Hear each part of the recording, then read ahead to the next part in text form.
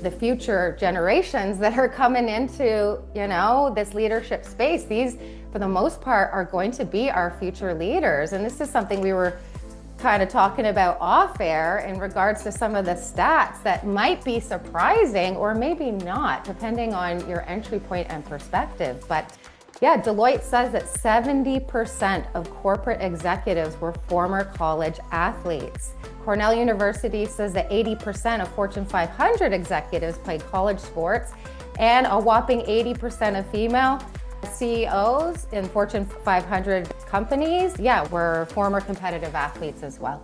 So this is why we're coming together to riff on this whole concept, is because this is where we share that legacy vision in terms of the impact game that you and I are both on a mission to try to max out in our potential, right? Is understanding that, if we can get in on the ground floor for all of these future leaders and the generation coming into big business right behind us, then what an opportunity to amplify this mission to change the way the game is being played. Hey, buddy? Welcome to the Leadership Launchpad Podcast, the Legacy Edition, where conscious leaders unite to unlock their highest potential so collectively we can change the way the game is being played. Welcome to the Leadership Launchpad Podcast, changing the way this game is being played. And buckle up, because I have got one special guest with us today. He's actually coming back for a part 2, and I am going to share a little bit about why I felt so called to bring him back into the studio to riff with me one more time before the shot clock runs out on 25. Kav Salh, my new line mate in this whole conscious leadership arena. We first connected on the pod right on the doorstep of September, I believe. He's the founder of Stride Leadership, based out of the west coast of Canada. I obviously represent in the East, but where we come into a very powerful alignment, as we discovered on the last podcast when I had you in, was that we really are aligned in terms of how we differentiate in this leadership development space. We both really believe that in 2025, leadership development really must start by teaching our leaders how to step to this helm consciously in their self-leadership. But we've been riffing back and forth on the weekly ever since that show, because we found all kinds of other alignment. And the one that we're here to riff on today is that I also learned that you have a passion for serving the athlete. So you also have a sector of your business, like we do, devoted to empowering our future leaders, those young elite athletes. Stride Athletes is the name of this section of your business. Kav, tell our audience a little bit about this aspect of your mission and what called you to serve the athletes like me. Yeah, I can definitely do that. First off, thanks for hanging out again. I mean, anytime you and I get a chance to hang out, which is somewhat frequently, I have a great time. You and I have so much shared value in terms of, I think, our grandiose ambitions of how it is that we want to serve the world around us. And so anytime I get a chance to spend time with somebody that, has that aligned vision, it's good energy, So it's good to be here. Thank you. Yes. So, sports are fun, sports have been a big part of my life, and certainly yours as well. And so much of, I think, how it is that you have described, your life taking shape and sort of why it is that you do what you do today is based on so many of the, the foundational skills that you learned as an athlete. And I think for me, it was more, in later stages of life or more recent stages of life that I reflected back, into sort of, some really developmental years for me in terms of when I was understanding certain concepts about the world around me and what it meant to be a part of a team and what it meant to be, prepared for a game. I think for me back then it was, I'm referring back now to pre-teen years, getting into teen years where you start playing. Soccer was my thing back then, and it was the sport that I played at the highest level in my life. I definitely played other sports, but soccer was the one that I kind of excelled at. But I was like, more recently, in life, able to put language to what it is that I was actually learning and developing as lifelong skill sets, that I would leverage forever, like including today, right? Like you described me as being a line mate, when we hopped onto the call here, and like it makes perfect sense because your line mate has your back. Your line mate, you and your line mate are aligned in what the vision is, what the goal is, and you're trying to go out and do amazing things together. And so collaboration, right? There's so many aspects, I think, of sport that deserve more attention. That, quite frankly, I think, as the likes of, me and yourself, we're in the space of human support, right? Like you and I both have, again, an incredible track record of being able to support exceptional people in our society, independent of what title they may carry or what industry they may come from.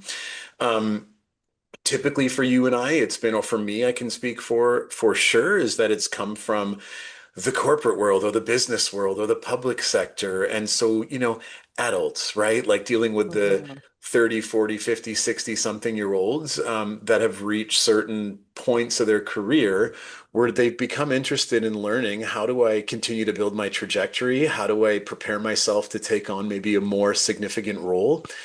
So we take all that and we go, hey, what if we were to apply some of these ideologies and some of these concepts at an earlier age? And then wouldn't it be fun to do that within the world of sport? These incredible young athletes that have these, some of them like God-given talents that they continue to work very hard at from a technical perspective. Um, what about supporting them? What if we're to start instill leadership qualities, mental preparation, resilience, grit, mindset type practice into our athletes at, ages as early as starting as 12, 13, 14 years old? What would that do for them over a lifetime? And how would we be serving them well over a lifetime and the next generation? Wouldn't that be lovely support for them to be able to receive at such an early stage in life? I mean, God, by the time they reach our age, well, you're significantly younger than me, so my age, man, will they ever be well prepared to take on the world? Mhm. Possibly, probably more than our generation was. So that's kind of my rant. It's really Mhm. a higher purpose play, for Mhm. to serve athletes, high performers that, we've learned in the time that we've spent with the athletes that we work with is they're incredibly hard on themselves. Mm. And the bar is set way up here, and there's a pass or a fail, there's a win or a loss, there's a goal or a goal post. But you and I Mhm. know so much more. There's just a ton more in between that win or loss. And in that space of learning, how do we step in and support? What type of resources can we provide? What kind of support can we provide so that they can understand, in fact, what growth looks like, and to maybe Mhm. adopt some new mindsets and some skills around elevating their game holistically, not just on the pitch or on the ice, but then how do I leverage that in other areas in my life? That was a huge rant. What do Well, you think? that gives us lots to plug into, and now you can see why it's been nothing but flow between you and I, and where the alignment lives, right? Because I think this is what I remember about one of our first riffs is that yeah, I just think one of the biggest points of feedback or questions that I get asked a lot by my corporate leaders, right, is this like, how did I get on this trajectory at such a young age? And how was I able to step into leadership as an entrepreneur, founding my business right after pro hockey? I was like 25, 26 years old and a female. And that was, I'm not much younger than you. So that was like 2 decades ago, yeah, I think it really was informed by the template of sport, right? I feel like so fortunate in the fact that I had gone through that kind of gauntlet of preparation that athletes go through in terms of needing to really step to the helm and learn how to consciously lead myself. And especially the higher and higher I climbed in my ascension, right? Like the more the pressure builds, the higher the stakes become. It's why I use sports to this day as such a powerful metaphor for my leaders. Every time I get my leaders into a training or developmental opportunity, I call it a locker room because to me, it's the quickest way to plug into just how game changer it can be to adopt that type of mindset. I think leaders, I think they have to train in a lot of the same ways as a professional athlete does, you know? Sure. That's something you and I talked about on the last podcast in terms of training all of that capacity. But yeah, I think that this is obviously such an advantage for whether it's us as parents putting our kids into sports at a young age because we understand that at the very least they're going to get exposure to all of those leadership behaviors and all of those high performance mindsets, wherever that yields out. But we also understand that there's no better time to be able to affect change on a mindset, right? Than to be able to get in that early on the ground floor where their self concept is being developed. Yep. I know you and I teach this when we're teaching all of this in regards to self leadership, but yeah, that identity piece, those belief systems that make up our self schema, our identity, are formed pre 10 years old. Yep. And so, yeah, I think it is something that we obviously align on when we think about the future generations that are coming into, this leadership space. These, for the most part, are going to be our future leaders. And this is something we were kind of talking about off air in regards to some of the stats that might be surprising or maybe not, depending on your entry point and perspective. But yeah, Deloitte says that 70% of corporate executives were former college athletes. Cornell University says that 80% of Fortune 500 executives played college sports, and a whopping 80% of female CEOs in Fortune 500 companies, yeah, were former competitive athletes as well. So this is why Yep. we're coming together to riff on this whole concept, is because this is where we share that legacy vision in terms of the impact game that you and I are both on a mission to try to max out in our potential, right? Is understanding that, yeah, if we can get in on the ground floor for all of these future leaders and the generation coming into big business right behind us, then what an opportunity to amplify this mission to change the way the game is being played. Hey, buddy? Agreed. Agreed. I mean, what a cool platform. And again, like to be able to engage people again, like you and I are, we find ourselves as these people in a unique space in the world around us, which is our thing, the thing that lights us up, the thing that gives us energy is being able to Mm-hmm. support other humans. Mm-hmm. Now, you and I have acquired the wisdom to understand that that requires you to honor yourself first before we go out and extend ourselves, to others. Mm-hmm. Um, but in sport, the statistics, the stats that you shared around sort of, today's leaders in big, Fortune 500 or in big organizations, having been former athletes, it was interesting because you shared that before the call, and I went, "Oh, you're like, isn't that shocking?" And like, yes, but then also no. It Mm-hmm. makes sense that these, Mm-hmm. these humans at one point, these young humans Mm-hmm. at one point Mm-hmm. were, they were on a competitive playing field where they Mm-hmm. would have, again, I don't know if the awareness was there at the time when they were competing around the skills that were being acquired and the skills that were being developed over time. But the more we bring an awareness to that, to this, especially this current generation of teenage something-year-olds, and into their early 20s, let's not forget, like both you and I have children in that Mm-hmm. demographic. I mean, my guys are 7 and 9, and your little one's a little bit older 14. than that. Yeah, Mm-hmm. exactly. Just turned 14. Mm-hmm. Is that this generation is wired differently, right? This Mm-hmm. generation is more self-aware. This generation does have, they're more emotionally attuned Mm-hmm. than I think we certainly were. I think we Mm-hmm. came up with parents where emotions were, for the most part, a waste of time. Mm-hmm. Um, and sort of, let's stick to business. Let's get the thing done, right? Mm-hmm. Let's get from A to B to C. Mm-hmm. Let's make sure that, we do that well Mm-hmm. and get on with it. Mm-hmm. We don't have time to stop and pause and figure out what needs to Mm-hmm. happen next or how we felt about the first half of the game. God damn it, we got goals to score. Let's get back out there and get it done. And I think there's still certainly a place for that in the Mm-hmm. world, not just in Mm-hmm. sport, but that performance aspect of doing what needs to be done. But again, in honoring what future generations are going to hold as their values. There's a much larger in speaking to the coaches that I work with today and supporting their teams. A lot of these coaches are, and these are of top athletes, right? I mean, premier level soccer players, they're sharing that one of the greatest challenges they have is I've got this extremely talented group of 17-year-olds, but it's the emotional aspect. So the management of, how do I get them dialed into a mindset where they're ready for competition? How do I support them in a way where they're able to bounce back from setbacks, right? So they're Mhm. taking losses very heavy, right? Some of them Mhm. are coming off some of them are coming off the pitch or off of the ice, and you can see it all over their face. There's doom, Mhm. there's failure, there's misery. There's all of these feelings that these kids are absorbing. Mhm. Um, Mhm. Time to acknowledge that.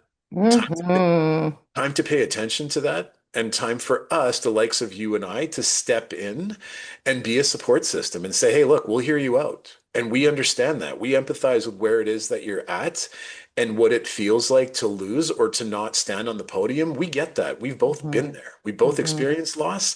And then Mhm. we've also spent several thousand hours, studying. How is it that high performers are able to do the thing that they do and also maintain a richness like in their holistic lives at the same time? That sounds crazy to even say out loud. Um, but you and I know it's both possible. It's possible. And I think it is the whole reason why I started here when I first came out the gates of pro hockey, in fact, was we see all these stats in terms of the ones who made it through being statistically high level, college level athletes. But how about all the athletes that did not make it through that gauntlet? Hmm. This is the other thing that I think you and I really resonate on in terms of our approach to leadership development and training and why we start with self leadership, being conscious with it, is Yeah. because we understand that if you don't have the right mindset and you don't have the right leadership behaviors, that ultimately can really impact your mental health. Burnout has Sure. never been more rampant than it is today. Yeah. Engagement, it sits at like 23%, I think Gallup says statistically here in 2025. But then when you look at all of this in terms of the youth athletes, University of Toronto did a study where they found 41% of elite athletes experience one or more mental health disorder like depression, anxiety, or eating disorders. And 85% of college athletes struggle with anxiety. And we know this because we came through that gauntlet. And I Of course.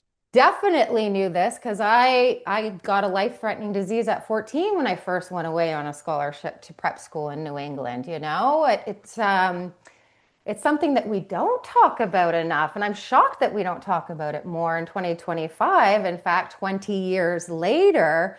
But I think this is the opportunity, right? And we're saying the opportunity to get in on the ground floor of that self-concept in terms of making sure that we set these athletes up as far upstream as we can as a point Yep. of intervention and preservation. I remember playing with so many girls that were more talented than I was, but they couldn't manage the pressure, and therefore the performance anxiety made them tap out. Statistically, on the female side, by the age of 14, girls are dropping out at 2 times the rate of their male counterparts. So Yeah. I can't figure it out, and neither can you, in terms of like why these coaches aren't being set up in this way. We work with leaders, so why aren't they getting this type of development as Sure. leaders? Yeah. We know from the parents we talk to that they're completely at a loss in terms of knowing how to manage any of that when it lands in their back seat after a loss. Yep. But that's the secret backdoor play that you and I are very passionate about, right? Is like Yeah. think about all of that mental health distress that you can alleviate, and then also giving all of these athletes a further track, a longer track in terms of their opportunity to develop all of that leadership capacity, right? Yeah. Yeah. Bang on, Susan. Again, like our mission is grandiose. I think we're both doing great work in terms of how it is that we've been able to serve, as our independent businesses to this point. I think what's really exciting about taking what it is that you've been doing within your trainings and taking what it is that we've been doing over on this side with the experience that we have in human development is look. We say this when we go into organizations with adults. We're not, some of the work that we do is in public safety, as I've shared with you. We're not stepping in to try to help you become the greatest officer this country has ever seen. Although, if that's what happens, fantastic. We're here to help you center yourself, have a great time, have resources around you, because we know that when that is happening and you feel supported, that your performance metrics are going to go up. So the promotions are going to happen. But here's the truth, right? Here's the behind the scenes on it. We want to leave you with so for athletes, right? I'll just take the same analogy and I'll say with athletes, we want to help you elevate your game to a point where you're going to get onto certain radars. If you're looking to get ID'd at the next level, if you're looking to move on to the next rank, we are unequivocally here to help you to be able to do that. By the way, scouts, coaches at the next level, the kids that are investing in this type of work, they are interested in. They want to know who you are holistically as a person. A stat sheet is a stat sheet. Are they a good kid, right? Do they have a sense of self? Where's their confidence at? Can you give us examples of times where you faced defeat and how did you bounce back? All that stuff matters. Here's the thing. A very small percentage of those kids are going to move on and play at the next level. And all of a sudden at 17, 18, 19 years old, they're like, wait a minute, who am I? So you bring in the anxieties, the depressions, the lack of identity. How do I get on to the next stage of my life?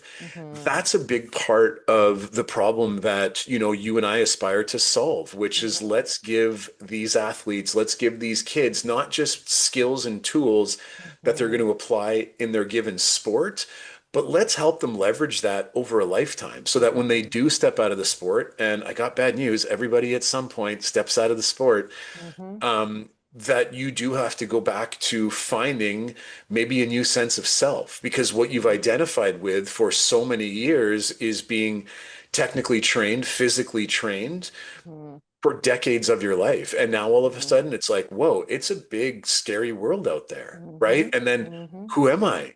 Who am I beyond the equipment, beyond the uniform, right? And how am I going to self-lead into the rest of my life? And so again, I think it feels awkward, but like I'm paying you and I kudos here. Like I think there's a real high five that both of us, here comes mine. Boom. There's a fist. Boom, There there's it is, right mine. back at us. Is Mm-hmm. that I think the work that you and I have been doing, and that, man, do we have some exciting stuff that we'll be sharing here in the very near future about how we're going to expand upon just these ideas and these thoughts and these beliefs that you and I have, and being able to create a development center where kids, athletes are going to be able to gain access into training that again is going to help them elevate their current level of game and where it is that they want to get to. And God damn it, you and I are going to make sure that they get that. But then we are also going to make sure that they're walking away with a sustainable skill set and a sense of self, a belief and a confidence in self, that if they go on to university or they go on beyond university and sports is just a thing that they do for fun a couple of times a month, that we're putting them in the driver's seat to live a richer life. Yeah, I think that's the thing I'm most excited about is, yeah, when we think about the ripple effect of these athletes who can come at a sport in one of two ways we're describing, right? Like I just Sure. remember back to that question where we started, people always say, how did you just like step out of sports and start your own business? Because a lot of athletes during that time I knew like did sink into depression and had massive identity crises. And we hear about this all the time with the pro athletes. Look at these cases of suicide that we're seeing, in the NFL right now. It's like you could go right or you could go left in terms of the gift that keeps on giving, right? Because Yeah. when you're set up in this way where you're consciously at the helm, meaning that you actually see yourself and see yourself so deeply that you know yourself, you know what you value, you know what skills, talents, strengths, and attributes you bring to this world that are valuable, that this world needs. When you think about how that actually is going to perpetuate into this world, those people Yeah. become not only leaders of business, they become parents. Maybe they That's right. become school teachers. Maybe they get back into the sport and start coaching your children, Like that's the real legacy play here, since we're on the Legacy Leadership Launchpad Sure. podcast right now. Yeah. that I think is why we're so grandiose in our enthusiasm and in this vision, right? Because this is the thing that we can see is what this world needs more than anything Yeah. is to have these conscious leaders, right? That are really, spreading this as far and wide as they can. Agreed. Agreed. Again, we've set our mission and we've yeah, it's no small task, and I think it's beautiful how committed you and I are to being able to, to design resources and design programs and engagements that are built in a way again for sustainability, right? I mean, Mhm. 90+% of the kids that play sports right now, they Mhm. may not beyond, grade 11, grade 12 have the opportunity to play for a Mhm. top, for a top team. And Mhm. so number one, if the kids are getting development, it's coming at a much later stage, right? So in the Mhm. athletes that we've worked with or that we've had, that we've interviewed and Mhm. surveyed, they're saying support of this type of our Mhm. nature it hasn't been available to them. And that's where we Mhm. identify, of course, the gap between technical training and Mhm. then, the performance training and the emotional, psychological trainings. Mhm. And so some kids are picking that up at the next level, but then there's again the other 90% who are not, right? They're not moving Mhm. on to play with the next team and they're just going to Mhm. kind of, wander off into their lives and become Mhm.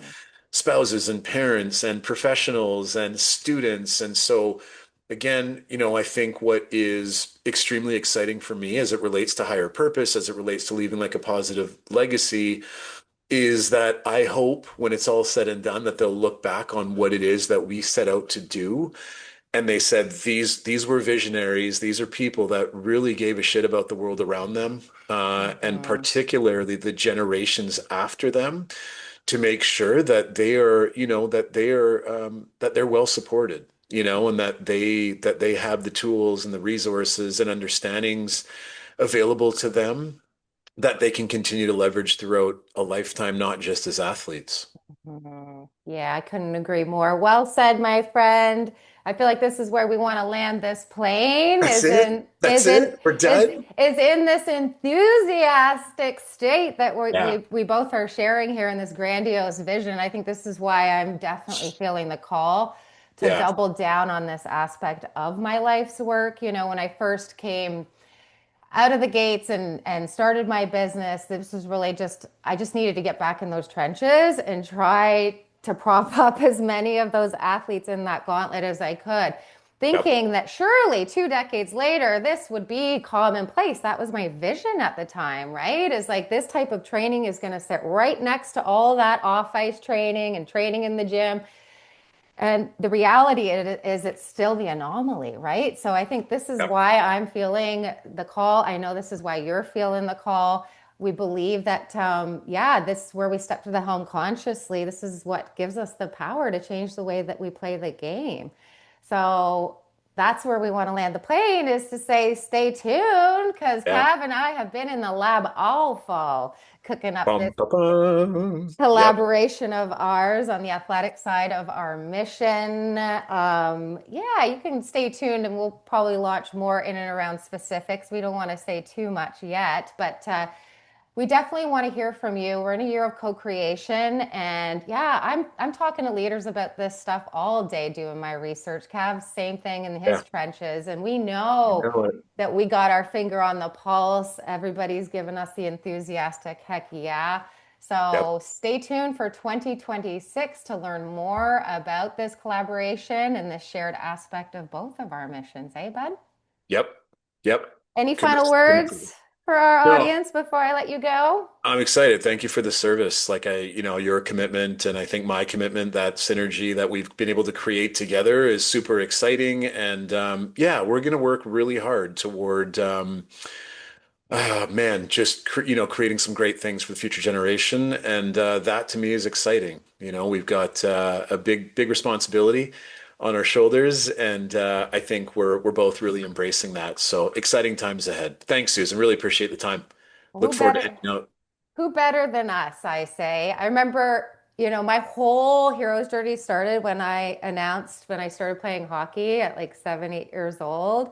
And my first dream and aspiration was, I'm going to play in the NHL for the Boston Bruins, and was told, you can't, you're a girl. That's never going to happen. And then flash forward to, being able to play professional women's hockey by the time I graduated from Princeton. So I am absolutely certain that this vision and these visions that we download as visionaries are meant to come to fruition in this lifetime. And this is definitely my commitment, and it is our shared commitment, is that we are not going to step off this ice until this is commonplace in every locker room. Yeah, sharpen those skates, warm up the Zamboni, because we're not stopping. Yeah, Yeah. amen. Yeah. All right, that's it. That's all for this episode. Please remember to share this episode as far and wide as you can. Share it with those athletes that you know. Share it with the coaches of those athletes that you know. Anybody that you feel really could benefit from getting on board with this mission in 2026. Please send them our way. You can find all that information over at the website, elitehighperformance.com. And stay tuned. We'll have more on this collaboration over at the website very soon. Thank you, Kav. And we are definitely going to be having you back in the new year. Everyone else, we'll see you next week. Thank you, my friend. Bye, everybody.